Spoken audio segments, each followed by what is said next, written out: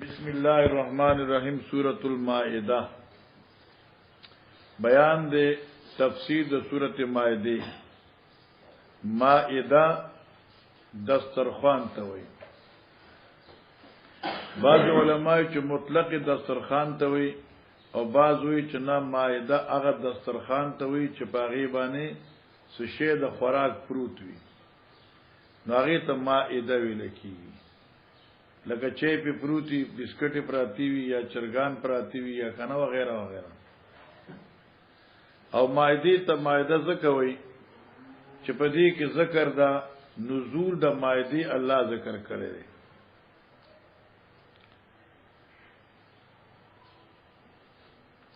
اول مفردات د امام بخاری ذکر کړي. حرمون حرم آغا دیم عنوان چې کوم قرآن ذکر کی کنا غیر محل الصید وانتم حرم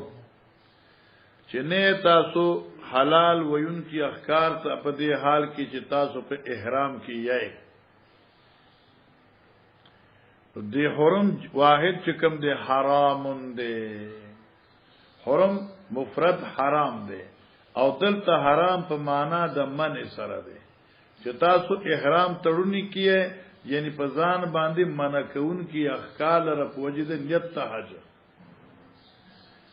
بس اوس دې یو پاو مخ کلاوي فبما نقضهم ميثاقهم لعناهم قران ذکر کړي. نو امام بخاری د ابو عبیده نقل کړي چې دا فبما نقضهم کې حرف ما چې دا زائد دی نو معنی دا فبنقضهم په سبب د ماتو ردودي وادو لرا جالار یو پاو مخ کی نسب تو رسیدا فی التی كتب الله لكم یا قوم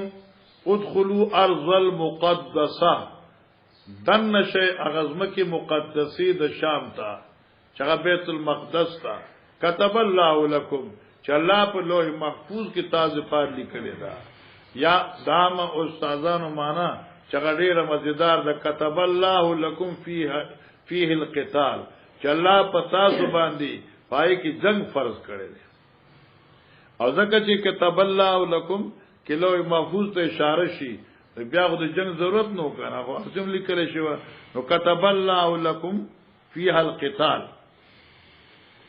یعنی التي جعل الله لكم چې الله تاسو د پاره لیکل دا مقرر کړی دا. تبوء انی اريد ان تبوء باسمي واسمك. اوس اصل کې د تبوء معنی چې دا نو هغه رسیدل د جرم دی رسیدل د ګناه دی لکه موږ وایو ککړ کېدل خرابېدل. او ابو عبیده د تبوء معنی کې په تحمل سره اوچتول چې تبوء باسمي چوچت کې ته ګناه زما د قتل او ګناه خپل نور. وقال غیره اوس دا قال غیره کی ډېر لوی جګړه ده چې د غیره دا ضمیر چا ته راځي دي. بعض علما وی چې دا غیره ضمیر امام سدی ته راځي دي او دا مخکې روایتوم د سدی دین وقال غیره او ویل دي غیر د سدینا الاغراء التسلیط چې غرا په معنی د تسلیط ته او د غیره ضمیر سدی ته راځي دي. بعض علماء وی چې نه د غیرو ضمیر امام ابن عباس سے تراجی دي. خو په دې باندې دواړو باندې اعتراض دي چې غیرو دا ضمیر کې ابن عباس سے تراجی شي او کې سودی تراجی شي نو مرجع چې مخ کې نشته ده بیا بلا مرجع ضمیر څنګه راغی. استاد معاشی په دې باندې باس کړي دي چې بعض علما لکه عمدۃ القاری وایي چې ډیر نسخو کې دا قال غیره نشته ده صرف دا ده تبو تحملو الاغراء التسلیط. ازم دی عاشم ویل کنه قولو غیره دا سره په ډیر نسخو کې دا نشته ده. وسقط للنصفی وقال غیره نصفی په نقطه کې قال غیره نشته ده نو چې هر کله نسبی په نسخه کې نشته دی نو فلاشکار دی لیکن زمون خو به د نسخه د فرابری کې خوشته کړه نو اوس بسکو بیا علماء دغه تعویل ذکر کړی دی چې دا قال غیرو د کاتب نه مخکې شوی دی ور اصل کې داروس چې راځي کنه مخمصتن مجاعتن دا د ابن عباس تفسیر دی اصل معنی دا ده وقال ابن عباس مخمصتن مجاعتن وقال غیره الاغراء التسلیط بس داروس چې کوم روان دي کنه یو دوه ټکی روستو مخمصتن مجاعتن مخمصه معنی څه شو محرمات چې ذکر کوي کنه الا ان تکونا څنګه دی جی عائشہ فمن استر فی مخمصه هر هغه څوک چې لاچار کړي شه دی محرمات ته لوی د شدت جو او د شدت تلوګینا نو د مخمصی معنی کې مجاعت اوس قال غیره الاغراء اوس اشکال نشته دی الاغراء د سمات کې چې راځي فاغرنا بینکم العداوه وال اغراء معنی کې التسلیط مسلط کول او دام د ابو عبیده خپل ترجمه ده د جمهور خلاف ده ځکه چې اغرینا په باندې القینا سره راځي دائره دولتن دائره السوء یعنی دولت حوادث بد چاغه سره دولت ته دشمن په لاس کې دا ته سو پوښو کنه پرون لوی دایره شوه خبرې پېښور کې لوی دایره شوه الله دې معافي راکړي اجورهن ای مهورهن الک آل کتاب خود سره بواده کوي خو بشرطی کې جوجورهن تاسو مہرونه ورکوي به مہرنا قال سفیان ما فی القران آیت اشد علی سفیان سوری وی نشته په قران کې یو آیت اشد علی چې په ما ډیر ګران دی من د دې آیتنا چلاوی یا الکتاب لستم علی شین یا الکتابو نیتا سپیسیو دین حتی تقیم التوراة والانجیل چعملو کے پا توراة انجیل وما انزل الیکم من ربکم او پاگا آیت پاگا قرآن چی نازل شد تاستا استاذ رب طرفنا گورا علماء کرام توجہ کرده مشکل دخوا سفیان ثوری رحمه اللہ وی چی دی آیتنا زیاد مشکل ما تا پا قرآن کی پا مؤمن بل نخکاری سنگا امام سفیان ثوری وی چې دی آیت کې لستم علی شین حتا تقیموا التوراة والانجیل نو په دې آیت کې الله د دې امت افرادم مکلف کړی دي په عمل د تورات او انجیل باندې نمنګ د قران په احکامات او عمل پوره نشو کوله د تورات او د انجیل په احکامات او موږ څنګه عمل وکړو دا د سفیان ثوری خپل رائے ده خپل اجتهاد ده هغه زین کې دا چې دا لستم علی شین چری د دې مخاطب علی ایمان دي حالانکه د دې مخاطبه اهل کتاب د جیال کتاب لستم علی شین دي او ځکه چې تورات کې خود پیغمبر آخر زمان تذکرہ وا نو که تاسو تورات نه منئ نو څنګه تاسو په مدعیان دي دین شه لستم علی شین نه تاسو په هیڅ دین باندې سو په چې تورات منلې نیوي او په تورات کې نبی آخر زمان ذکر دی نو آیت مخاطبه اهل کتاب دی لا اشکال فيه او سفیان ثوری دا پوښ چې د آیت مخاطبین منګه ټول یو ځکه هغه ورته چې دا ما ډیر مشکل شو چلو مخ کې لا صبر وکم من احیاها بیا رسو تراغه دستو مخ کې تر شي رسو من احیا فکانما احیا الناس جميعا معنا کې یعنی من حرم قتلها الا بحقنا من احیا معنا هغه چا چې حرام وګڼه قتل وجل د انسان سوا د حقنا نو فکانما احیا الناس جميعا اعتقاد چې مسلمان وجل حرام دي احیا الناس منه جميعا ژوندۍ پاتې شو خلق د دین ټول ته ژوندۍ پاتې شو شرعتا و منهاجا شرعتا نفس دستور و منهاجا واضح لار یا شرعتا طریقہ سنتن مانشوا ومنهاجا واضح لار ٹھیک شو مولانا صاحب یا شرعت عقائد شو اور منهاج شو فرائض فروع شو المهیمن دا قرآن صفت ہے ومهیمنا علیہ معنی کی الامین مهیمن دا امن فمانی سره دے القرآن امین علی کل کتاب قبله قرآن امین دے پارغ کتاب چې مخکې د قرآن نتیر شوی دي تمام اسمانیو کتابونو امین دے دے باب قولی تعالی الیوم اکملت لکم دینکم باب دے په بیان د تفسیر د دې قول د باری تعالی چې مائده کې راځي الیوم اکملت لکم دینکم اوس په دې باندې کوم حدیث دی هغه تامخ کې ویلې دی قربان قال حدثنا محمد بن مسعود قال حدثنا عبد الرحمن قال حدثنا سفيان عن قيس عن طارق بن شهاب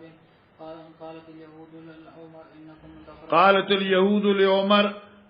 يهوديان راله عمر سيفتوي انكم تقرؤون آیه تاسو د خپل په کتاب پاوالی یو آیت لولې لو نزلت فينا لاتخذنا عيدا کدا زمون په کتاب کې نازل شوی نو موږ به دارز د اختر جوړه کړی و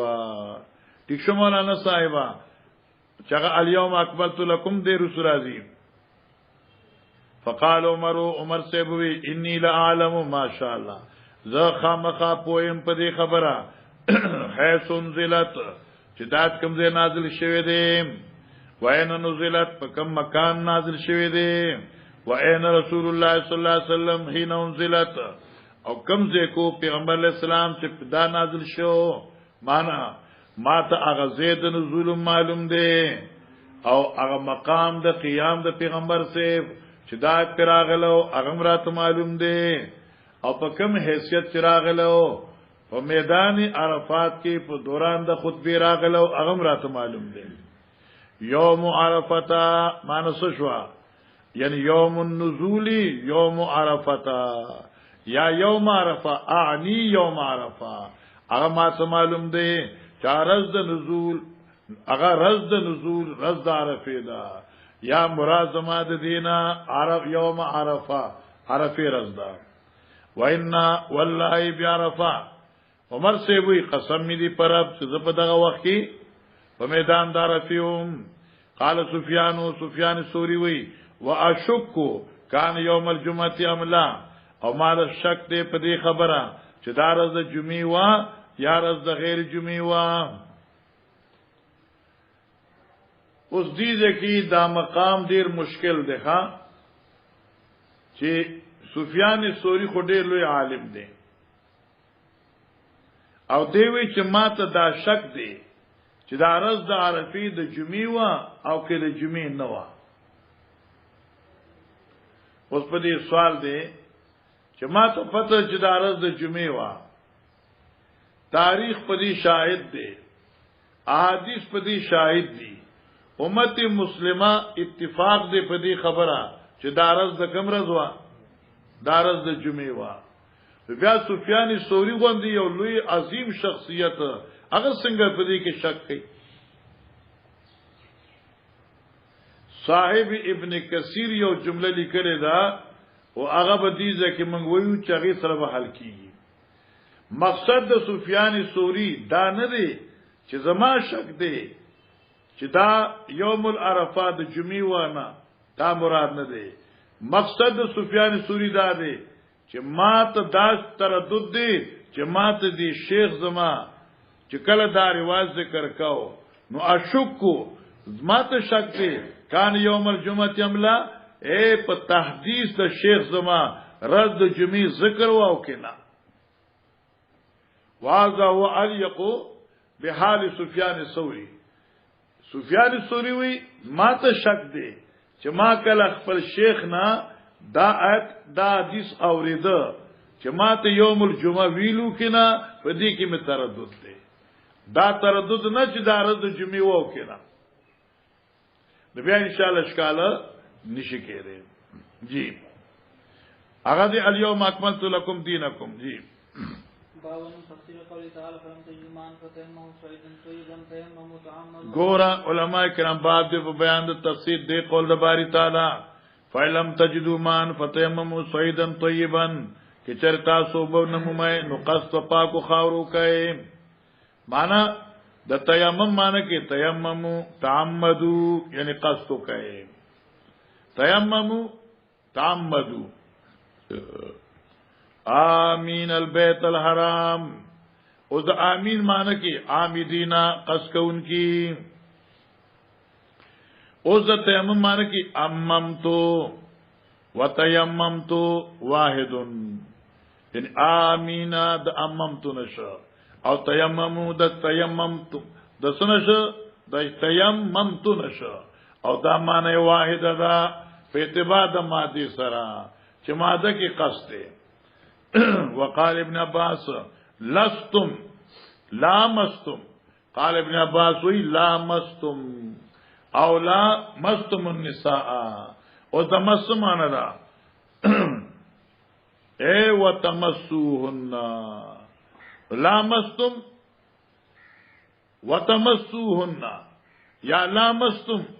لمستموهن بلا نسخرا دا لامستم مانا شو سره تمسوهن چه تاسو مسکری وی داخلی واللاتی دخلتم بهن واللاتی دخلتم بهن واخذی چې تاسو به دخول کړی وي دا څه ماده کېشتي دلته خوشتي کنه نو مناسبت لامستم سره چې لامستم معنی شو تمسوهن او تمس په معنی د مست لکه سورۃ النساء کې چې راځي واللاتی دخلتم بهن اخذ چې تاسو ورسره دخول کړی وي نو چې هر کله واللاتی دخلتم د سورۃ النساء نشه نو والافزاء النکاح او افزاء هم په معنی د نکاح ده وکيف تاخذون وقد افزا بعضكم الى بعض اغم د سورۃ النساء ده نو افزاء د دخلتم بهن په مناسبت راغی او دخلتم بهن د لامستم په معنی مناسبت سره راغی جی وفي قال حدثنا اسماعيل قال حدثني مالك عن عبد الرحمن بن قاسم بن ابي عن عائشه زوج النبي صلى الله عليه وسلم قال خرجنا مع رسول الله صلى الله عليه وسلم في بعض سفره حتى اذا كنا دغه حدیث به ان شاء الله موږ سباوي کتاب تیمم کې خرجنا مع رسول الله صلی الله علیه وسلم في بعض اسفاره ما نبی علیہ الصلوۃ والسلام سره د حضرت په بعض سفرونو کې راوتیو دا غزوه بنی مستلق دا یا غزوه مریسیع دا او چې پشپغم کال د هجرت و یاد پینځو حتا اذا كنا بالبيداء تر دې چې رسیدو موږ مقام د بيداء ته او بذات الجيش یا مقام د ذات الجيش نمونه دي ان قطع اقدن لي اشلد مزدان بیل زما فقام رسول الله صلی الله علیه وسلم علی التماسه نو ادرید پیغمبر علیہ السلام دای په تلاش کې ما حضرت ته چې امبیر ران روښوي دي نو حضرت د امبیل په تلاش کې شو ډیر معلومه شو چې د بیبي لحاظ پکار دی دانه چې د امبیل سره سکما او نه هغه خوشالول دی پاره امبیل ولا وکاته ونه شوي نو دام تعالی سنت څخه کنه چې دای خوشاله کله کله بخاری پیږي نو ان قطائق دن لی فقام رسول الله صلی الله علیه وسلم علی التماسه وقام الناس معه او ادریدل خلق اهتمام کو خلقو نبی علیہ السلام سره ولیسو علامین انو دوی په زید او بو یدلته وبنوي ولیس معهم ماون او دوی سره هم وبنوي زکه په خواب سفر کې بچو سوکله ځان سره به وړلې بتکو متکوږي فاتن ناسو الى ابي بکر فاتن ناسو الى ابي بکر الصدیق رال خلق ابو بکر الصدیق صاحب سخا فقالوا دی ورته الا ترى ابو بکر الصدیق تنوینه ما سنت عائشه تو چې سوکلا شابه وسوکړه اقامت برسول الله صلی الله علیه وسلم بالناس اسارک نبی علیہ السلام په دې ځای او خلقم حضرت اقامت په مان دي اسارول سره دي چې نبی علیہ السلام خو سفر کاو او دین هر رخ شنو پیغمبر صاحب دلته ولار دي دلته دی او هر ګوري په صحابو ته چارو ګورای ول ٹھیک شو غنا اقامت برسول الله صلی الله علیه وسلم بالناس وليسوا على ماء وليس معهم ماء فجاء ابو بکر ورسول الله صلی الله علیه وسلم راغ ابو بکر ورسول الله دا جمله حالیه ده او حال دا دی چې پیغمبر اسلام واذن راس ولا فخذي خودن کې خپل سر مبارک زما په پتون باندې قد نامه چود شو نبی اسلام له خوب راغی آرام وکاو د بالغ په ځای د حضرت عائشہ به پتون باندې سر کې خود وقال حضرت صدیق عائشہ به توي حبستی رسول الله صلی الله علیه وسلم والناس اے پیغمبر علیہ السلام خلد نے ایک بختی سار کړه ولیس ولا مان ولیس ماون قال تاسو فاتبني ابو بکر نزور نه راکړي مال زما پلار ابو بکر وقال ما شاء الله او وی راته هغه خبره د غسی چې الله ته منظور ہے لکه مانت نه پوهه تداسي او تداسي او تداسي کنه به احتیاط به خیال به غور وغیرہ کنه داسې الفاظ ورته وجعل يطعنني بيدي في خاصرتي او شوروش صدیق اکبر چې هوندې راکو هوندونه راکول مالا پتشي زما خپل لاس سره پدیتی شي او سروات کې راځي چې سکون راچولو دلته هوندې یعنی وخت ساده کنه داسه ولا يمنوني من التحرك ودیر خوګه شوم لکه رسو روایت کې راځي داسې لکه چې مړې کړم لیکن خوځان می خوځونه ځان می ګټه کړو ولا يمنوني من التحرك او نو من کړی ز د خوځیدونه او د خپل ځان د خوځولونه او د بچکولونه یعنی چې داسې می کړی کنه داسې شی وي ځان بچکولې الا مکان رسول الله صلی الله علیه وسلم الا فخذي د دې وجنا چې مقام د پیغمبر او زما په پتن باندې مکان نه مراد ای خودل د سر د حضرت زما په پتن باندې ما کې زه خوځم د پتن به مې او خوځي د زما پیغمبر او زما زوج به بیا آرام شي عقل مند خزه دې ته بلانه چوکي کنه عالمه هغه به کم سے کم ستا خیال ساتي چې دې سودري او پرې د چې خوب وکي او چې قمقلی کنه تب ستړي دی اب تعالی چې په خینو کله به یو کله یو لرا چې کله پوجګه د چې به کنګاره به شروع کړي نو خوب نه بدیو باسي عقل مند خزه خان فقام رسول الله صلی الله علیه وسلم حين اصبح نبی علیہ السلام پاسه د حين اصبح چې کله سار کا علا غیر ماین فدا حال کی چوب نوی فانزل الله تعالی آیت التیمم الله تیمم راولے گا او ثواب انشاءاللہ تعالی تفصیل راشی فتیمموا تیمم کوي بس فقالوا سید ابن حذیر حتی سید ابن حذیر انصاری عاشیہ بیتوی ما هي باول برکاتکم یا آل ابی بکر اے آل ابو بکر دا ستا سلم بنے برکت نه ده امراض دلته برکت نه فایده ده دا تاسو دی امت ته رومبای فایده رسول نه دي بلکې ډېری خبرې داسې دي چې تاسو وجنه دی امت ته خیر ورسېده الته عاشیا بایبانی تومت نو الته خیر د صورت نور راغې دلته امبیر روک شو نو خیر د حکم د تیمم راغې د حضرت عاشق فبعثنا البعير مګه اوخ پاسو الذي كنت عليه چې په ناستو ما نو فیضل عقد تحت سکتل من امبیل د غیلان د پروتو ماشاء الله نو الته امبیل لاندې د اوخ پروتو او نبی علیہ السلام ته پتا وا ان نور لوی شيوخ ته پتا وا صدیق اکبر لوی حضرات ہوتا خو استاد زمانه پیر ته چې کوم دې ستا په کور کې رکتا یزونه خختا یزونه معلومی دا بس کی یار دا بس کی حاجی چلو قال حدثنا يحيى بن سليمان قال حدثني ابن وهب قال اخبرني عمرو وان عبد الرحمن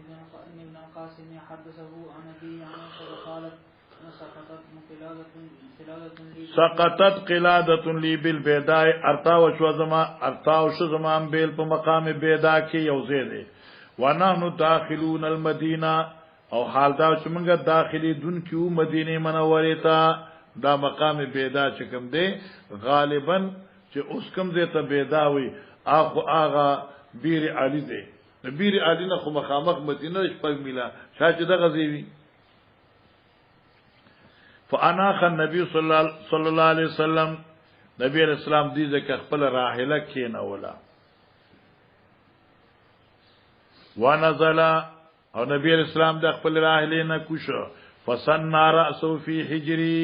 نو کې خود خپل سر مبارک زما په جولای کې راقدن په دې حال کې چودو کې دن کې قابل ابو ٹھیک دی اقبل ابو بکر راغ ابو بکر فالا کازنی اوس دې اختصار دی خلق شکایتو کې چوبنیشته وغیرہ وغیرہ کنه اوس راغ ابو بکر فالا کازنی نو سکرا ک مالرا لک زتن شدیدتن سک سخ حضرت لک زراغه عزت توانی حضرت لک زنی او لک زوی سک تخا ساده حاشی لیکلی دي فهو الضرب باليد مجموعه نغی ته سک وي چې ګوت یو ځکه او دا سراواتی عبدالجلیل دا دې ته سک وي کنه وقالوا حبست الناس في قلادتين یا حبست الناس في قلادتين ایثار ذکر خلق فروکت په سبب د انبیل خپل فبی الموت حالت عاشق فبی الموت اختصار دی فبی الموت دی وقز د پلار دا لکز د پلار زمانہ ما ته دمر درد رسید لکه د مرګ دردونه فبی الموت مړ شوم وې د درد دمر راغی چې مړ شوم او خو دې دمه نه ولی لمکان رسول الله صلی الله علیه وسلم وقد اوجانی او پلار ز په سکون خد دردمن کړو ما ثم ان النبي صلی الله علیه وسلم استيقظ چويخ شو وحضرت الصبح او راغه وخت سار فلت مسلما او طلباء او صحابه تلاش کو د ابو فلم يوجد ونمون دې شوي فنزلت يا ايها الذين امنوا اذا قمتم الى الصلاه فاغسلوا وجوهكم الايه فقالوا سيد ابن حزير لقد بارك الله للناس فيكم الله پتا سو کی خیرنا چولی دی یا آل ابی بکر ما انتم الا برکتا لهم نیتا سو مگر سبب د فیدی لفادری امت ستاسو تکلیفونو کی الله امت ته فیدی رسئی اصلاح شو او دې ځکه ستا شی باس کړ د خو ضرورت خو نشته خداو به اشاره او ترتو کوم دی تفسیر نه دا معلومه شو چې آیت تفصیلو د مائده په وخت د رکیدو د عقد نازل شو او بعض روایتو کې راځي چې آیت ته سورته نساء لا تقربوا الصلاة وانتم سکارا آیت سکارا نازل شوه نو بعض علما وایي چې اصل آیت سکارا نازل شوه دی دا آیت چونکہ دای په مناسبت او موافقت کې دلته ذکر شوی اسو کوئی چې ممکن ده چې دا دو واقعي وي او درېمه خبره ده چې نه اصل آیت السکارا اول دی او د دې آیت ذکر تبعن راغلی دی ځکه چې دې کوم مسأله د تیمم راغلی ده ٹھیک شو چلو مخکې ده باب قول الله فسبحان ربك وقاتل انها قائلون باب دې په بیان د تفسیر د دې قول د باری تعالی چې موسی علی السلام ته بنی اسرائیل وی چې فذهب انت ذات مقابلیتا وربک واستعرب دستا امداد وکي فقاتلا او جنگي گئے انها هنا قاعدون مگر دلته ناسو بی بی سی باوریدون کی تیجو کنه مگر دلته ناس تکون کیو د خبرونو اوریدو کې دلته منګه خودی ځنه بار ته نزو تیشوا علماء لیکي کې دا زمانو کې نو معنی سینه دغه چې زت او استعرب دیزي دا انتهایی د بیا دبه لفظ دی نو بیا بجای فلسطینیانو دوی سره جنگ وکاو موږ مانو کې فذب انت وربک يعينك انها هنا قائدون چې مراد الله مهربان شي او کې رب نه مراد رور شي نو بیا اشکال نشته قال حدثنا ابو نعيم قال حدثنا اسرائيل عن محارب عن طارق بن شهاب قال سمعت ابن مسعود قال شهدت من المقداد زه حاضر شما مقداد ابن الاسود تا تشوا مقداد ابن الاسود سره زه حاضر شما مخکې بر روایت تحویل التحويل حدثني حمدان بن عمر قال حدثنا ابو النصر قال حدثنا النجعي عن سفيان عن محارب عن طارق عن عبد الله قال المقداد يوم بدر مقداد پر از بدر یا رسول الله ماشاءالله وکي دغه صحابه زنده‌باد فإنا لا نقول لك كما قالت بنو اسرائيل لموسى مقداد اے د الله پیغمبر موږ ته هغه څه نه وایو لکه بنی اسرائیل چې موسی عليه السلام ته ویلو بنی اسرائیل سویلو موسی ته اذهب انت وربك فقاتلا انا هاونا قاعدون من بسویو ولكن من ویو امزی روان شل پاد جنگ ونحن معك امون در سره یو ای کوئی تزاو ستارب ستاد امداد کی من دلته یو من ته امزی ونحن معك الله تم جهاد تزا او من در سره یو ایو روایت کړه اذهب انت فقاتل انا انا معكم مقاتلون بل استعشير امام احمد روایت نقل کړي اذهب انت وربك فقاتل اذهب انت فقاتل وانا معكم مقاتلون تنزا جهاد تا من در سره اوګه روان یو الله الله الله فكأنه سريا عن رسول الله صلی الله علیه وسلم گویا کی کلام د مقدار سریا اے والذولی پریشانه او غمونه د حضرت مبارک سینه مبارکینا خوشاله شو جی ورواه وكيان سفيان عن مخارق عن طارق ان المقداد قال ذلك لرسول الله صلى الله عليه وسلم ذا باب تفسير قوله تعالى انما جزاء الذين يحاربون الله ورسوله ويسعون في الارض فسادا يقتلوا ويصلبوا الى قولهم ومن الارض محاربه الله والكفر به خیال کوان انما جزاء الذين يحاربون دا ته سورته مائده ده او په دې کې هغه د سلور سزاګانو ذکر دی ٹھیک شو د محارب سزا چې جیسے کرے ویسے بره چې چرې اغي صرف لار نیولې وا او خلق او يرول پیسې میسي وانه غسته اسی خلق او يرول بس دغه سزا جیل کې بندول دي تر دې پر چې د خطوبه وباسي او د دې په دې چهره باندې د توبې آثار نمایاشي لاس کې تسبیحي ګره وساتله او موږ شروع او کې چره مال اغست دي او قتل متل نه کړي نو چونکه دا سرقه نه ده ډاکه ده نو لاس وخپي عدل بدل بوله کټ کړي او کې چره صرف مال اغست دي او قتلم کړي دي بیا دغه سزا سره جی قتل یدم دی او قتل هم دی او په سوله فانسی کول او سوله باندې ژوندول لپاد عبرت هم دی دا څلور سزاګان قران دلته ذکر کړی دي او ينفو من الارض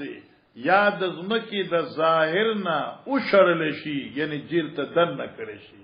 دا احناف ترجمه ده مؤید بالروایات ده بس المحاربه لله الكفر به یعنی المحاربه لله هغه محاربه جګړه کول الله سره څنګه ده الكفر به انما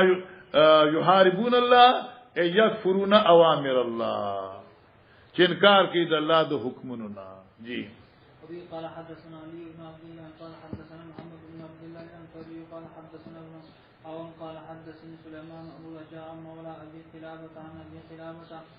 انه كان جالسا خلف عمر بن عبد العزيز وذكروا فقالوا قد اقادت بها الخلفاء فالتفت الى ابي قلابه وهو خلف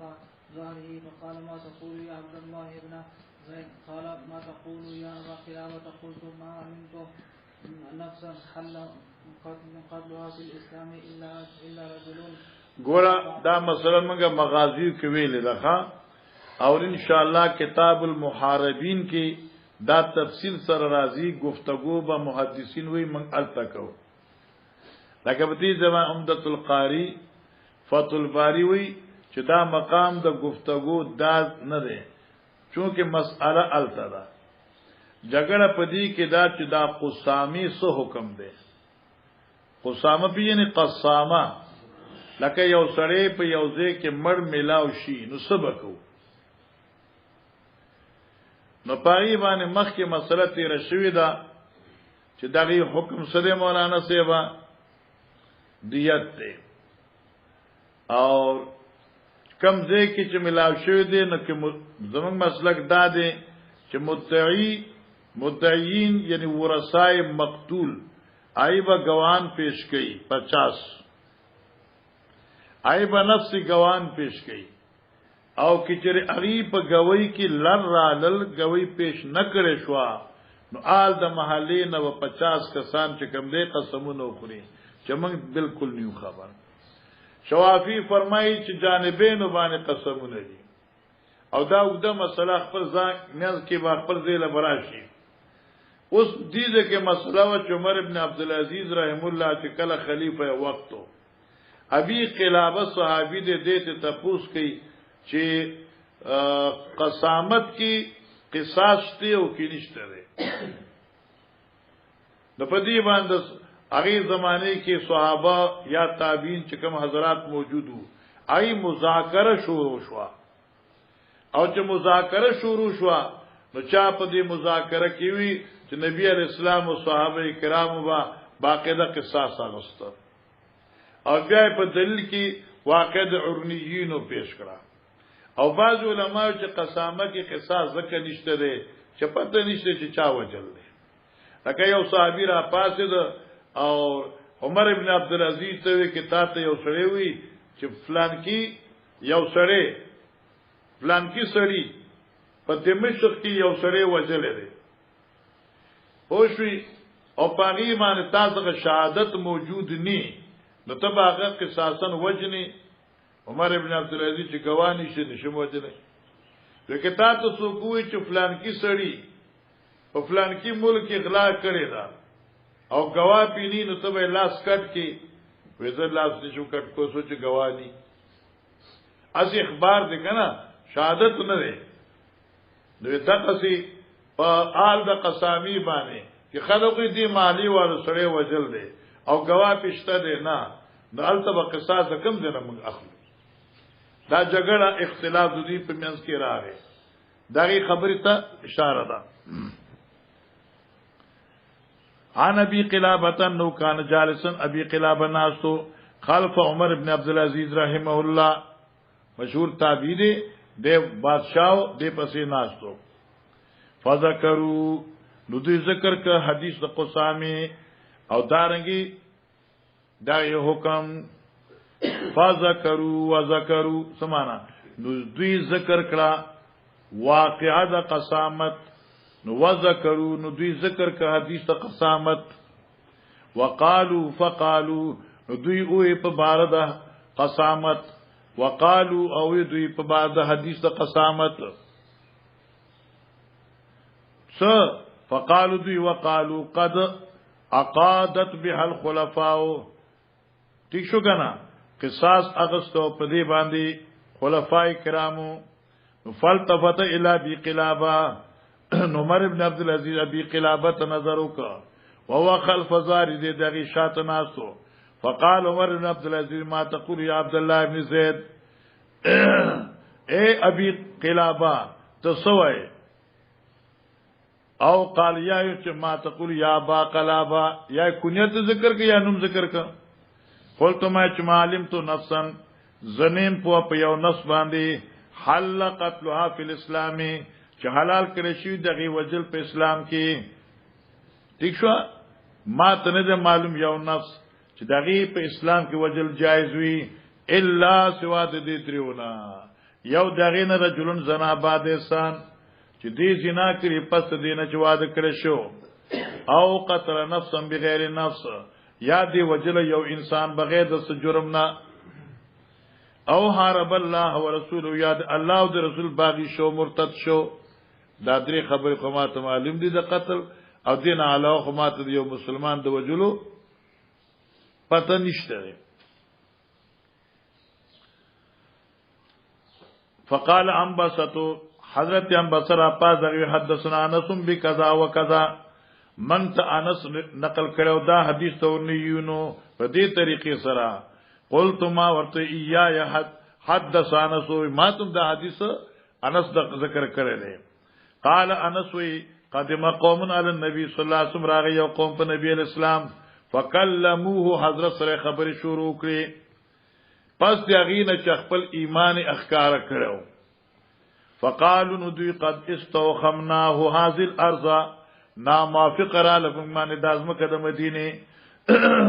نبی علیہ الصلوۃ والسلام فرمایا هذه نعم لنا هذه نعم لنا دازمه ډنګر دي تخرجو چې اوس به اوزی د باندونه نو فخرجو فيها نو تاسو وسر روان شئ فاشربوا من البان و ابوالها دغی البان و ابوال اسکه فخرجوا فيها یعنی ماها اوتل دی په دی لخ دی ډنګرو سره نو فشربوا من ابوالها والبانها دغی ابوال البان واستصحوا ورغی سشلو روغ رمرشو حاصل شاهد صحت بدنی ومالو علی الرای ادیرا ټول شپاش پن کی باندې فقتلوه دوی وجه وترد النام او هغه او خان چې کوم دی اغي دی دا زین او شرل لوټ کړلا. فما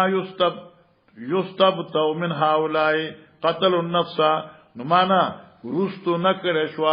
سستی او نه کړې شو معنا یاد شو دی خلقنا چې چا وجلو وحارب الله ورسوله او دوی جنگ کړو الله او رسول سره وخوفوا رسول الله صلی الله علیه وسلم او دوی پریشان کړو د الله پاک پیغمبر. فقال ان بسوي سبحان الله الله دې لوی ذات دی. فقلت ابو قلابوی تتهمونی تب ما باندې تهمت لګې په دې روایت پیش کولو سره. قال غي حدثنا بیاذانس دا روایت ماته انس ذکر کړی ځان نه یم. وقال یا اعلی کذا او ایک شامیانو انکم لن تزالوا بخير تاسو به همیشه په خیر او فیدی ما ابقیا هذا فیکم او مثل هذا سو پر چې باقی تاسو کې انس غوندي شخصیت. جی باب قولی تعالی والجروح قصاص او زخمونه چې دي نو دا خاونده بدلی دي او کله دا چې زخم چې دغه مماثلت کې دي شو نو ټیک ده او کچره دا چې زخمی چې مماثلت نشو کې دي بیا فیا حکومت عدل بیا د قاضي فیصله ده. جی ځکه مساوات پکې نشي کېدی. دا حدیث تامخ کې ویل دي شابه تکړه شه کسرت الربيع مات کړو ربيع چې دا تر د انس بن مالک دا سنیت جاریه من انصار دا د کسرت مفعول شو کسرت الربيع مات کړو ربيع سنیت جاریه من انصار غاخونه د یو جنید انصار نه فطرب القوم القصاص قوم راغی نبی علیہ الصلوۃ والسلام نے د قصاص مطالبه وکړه. ٹھیک شو فاتو النبی صلی الله علیه وسلم دیرا نبی علیہ السلام څخه فامر النبی صلی الله علیه وسلم بالقصاص نبی علیہ السلام حکم وکړه دا بدلی اغستو د ربینا چې دغه خو نه مات شي. فقال انس بن النضر نووي انس بن النضر عم انس بن مالک چغتر د انس بن مالک دی لا نشی ماتی دے یا مات بنکر شی والله قسم دی پلا چلا تکسر سنیتوا موقبد ماتی دو د غاخونو دی رانشی معنا شوا مات بنکر شی غاخونو دی معنا موقبد ماتول رانشی معنا شوا لکه دی اعتماد په خپل ځان باندې د سولې کولو لا نه مراد دانه دی چې انس د پیغمبر علی السلام حکم قصاص نے انکار کرو. فقال رسول الله صلی الله علیه وسلم یا انس کتاب القصاص اللہ فیصلہ قصاص دے فرضی القوم تیشوا نو پس راضی شو قوم دا امیانس په مشورې سره وقابل العرش او بغیر بزید قصاص واغه ستاوان نبی علیہ السلام فرمای ان من عباد الله بشک بعضی بندگان د الله دي من اغزوانان لو اقسم الله لا بره کدی په الله قسم اخری الله بری کوي سبحان الله عم انس فضیلت بیان شو یعنی اشاره دا شو چې دا خبره د عم انس شوا نو دا د الله طرف نه او د عم انس په دی خلی باندې الله جاری کړی و مخکنا الله ته پته و او شو هغه د دې په خلی جاری کړه او الله دې رښتینه کړ قصاص بشو جی باب تفسیر قول تعالی یا رسول الله ما انزل الیک من ربک سورۃ خلاصی ها اے د الله پیغمبر او رسوله پیغام چې تا تر لګل شوی دی وبي قال حدثنا محمد بن يوسف قال حدثنا سفيان عن اسماعيل عن الشعبي عن مسروق عن عائشة رضي الله عنهم اجمعين قال عائشة فرمائے من حدثك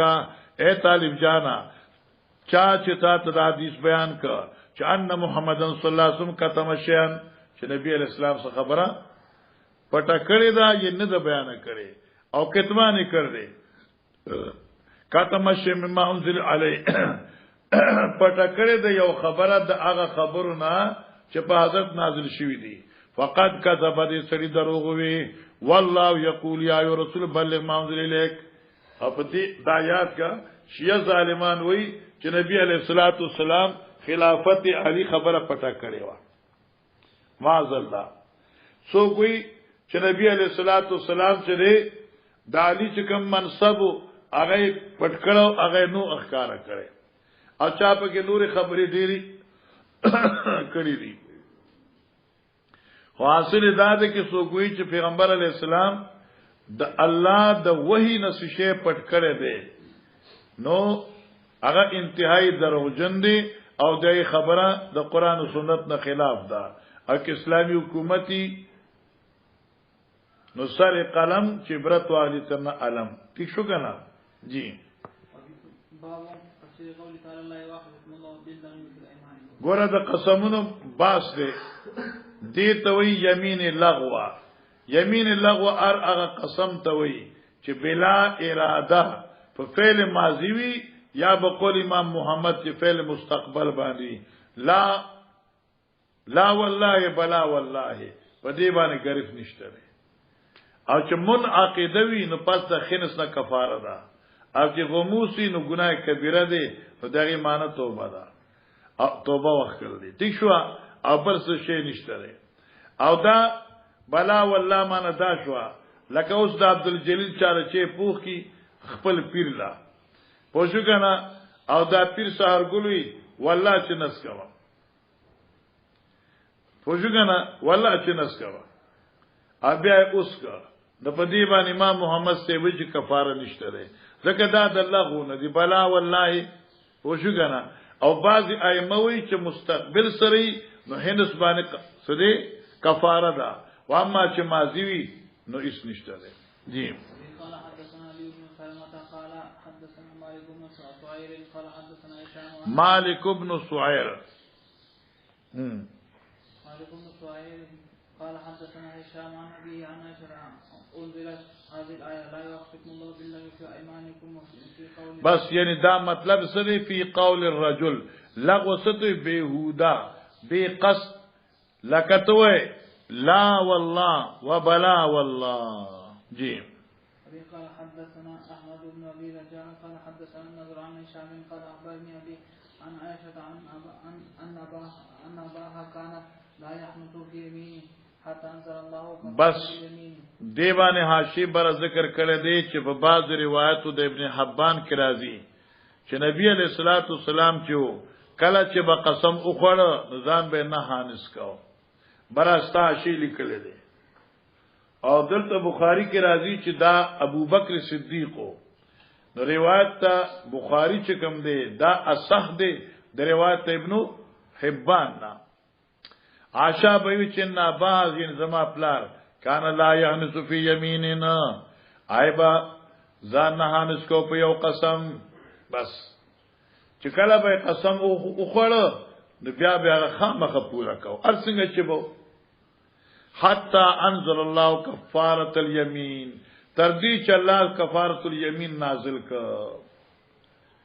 نو بیا وسکوله حاصل ادا ده بیا چې ابوبکر سے قسم خورلو نو کې دا قسم د کار خیر نو نو ضرب قسم مات ک او کار خیر به وک او کفاره به ادا کړه. قال ابو بکر ویلا ارا یمینا وشکن نوینم قسم اورا غیر اخرن چې زوینم دغه نه بهتر بل ورشه الا قبلت رخصت الله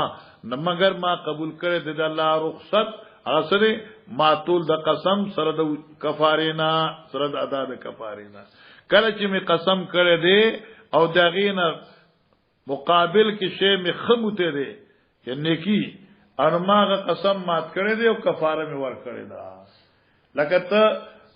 قسم خوري چې زبر دی فلان کی سړی باندې صدقه نکوما صدقه کول خو خیر دی قسم مات کا خیر وکا او درې روجي دی یا لاسو کسان مړه خوار وټه د سارو ماشام دی. باب تصدیق قول تعالی یا الذین آمنوا تحریموا طیبات ما احل الله لكم. وکید بابا یا ایو الذین آمنوا ایمان والو لا تحریموا طیبات ما حرامو تاسو باندې طیبات پاک سيزونه طیبات حلال سيزونه طیبات مستلززات لکه د چرګ را تکړی غوړی پوجګنا او خسته کپڑے وغیرہ د دنیا د پاره چې د نفس سره مقابله کوما خوشی د نفس لورکا او خوشی واغوندا او د الله شکریا ادا کا. وبه قال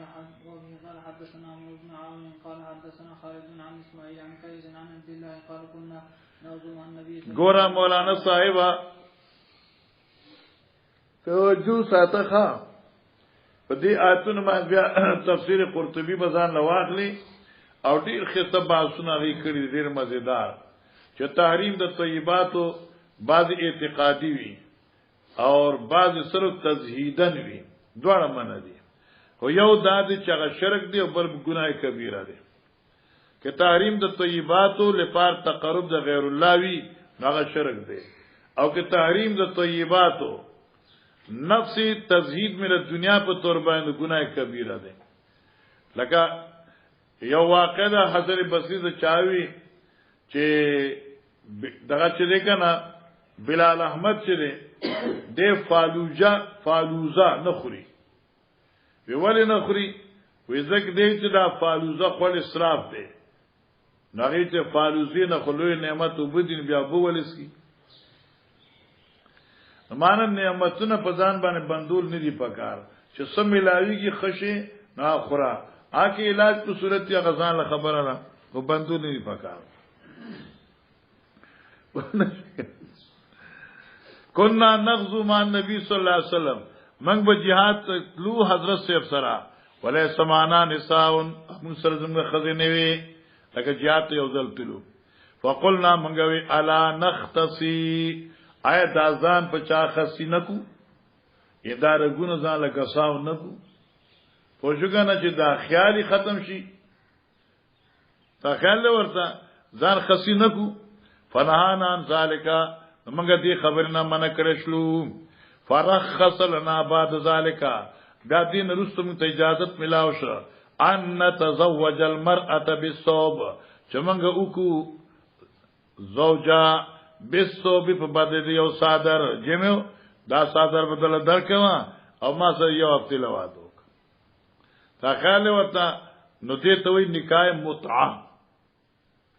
ثم قرأ بیا عبد الله بن مسعود آیت الست یا ایها الذین آمنوا لا تحرموا طیبات ما حل الله لكم. اوس دا آیت علما ذکر کوي چې دا عبد الله بن مسعود په حلت متي پیش کړ چې دا متقو حلال ده لا او مستلزز ده لا تحرموا طیبات ما حل الله لكم دا چې الله په تاسو حلال کړی دي دا په ځان حرام وای. اوس په دې سوال دی چې عبد الله بن مسعود خدا حلت متیبان استدلال وکړ حالانکه متقو حرام ده او مسله اجماعی ده. دغه دوه جواب دي دا د هغه زماني خبره وا چې لا متعد او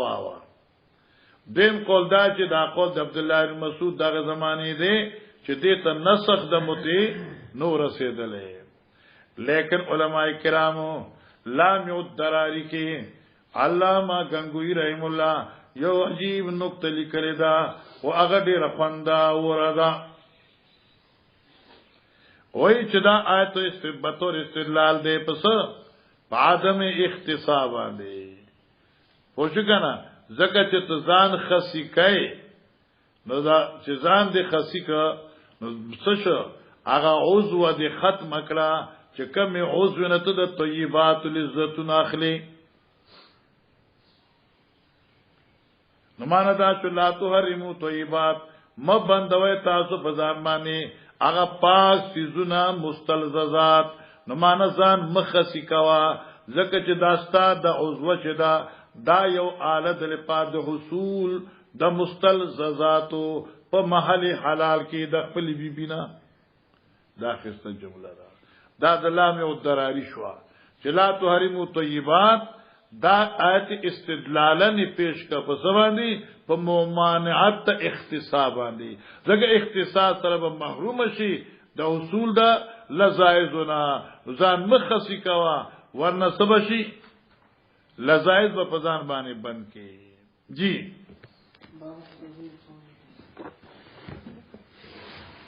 ستړي وینم ما زه بس